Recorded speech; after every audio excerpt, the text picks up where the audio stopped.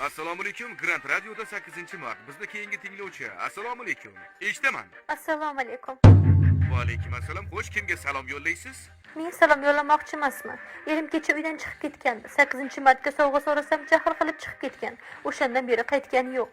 Iltimos, agar meni eshitayotgan bo'lsa uyga qaytsin. Menga sovg'asi ham kerak emas. O'zi bo'lsa bas. Sovg'asi kerak emas dedimi?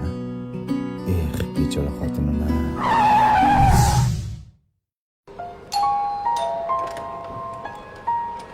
Shahlo, men keldim. Yekkinday bo'ling. Odam shunchalik ham past bo'ladimi? Sovg'a kerak emas deb yugurib kelganingizni qarang. Qani sovg'a?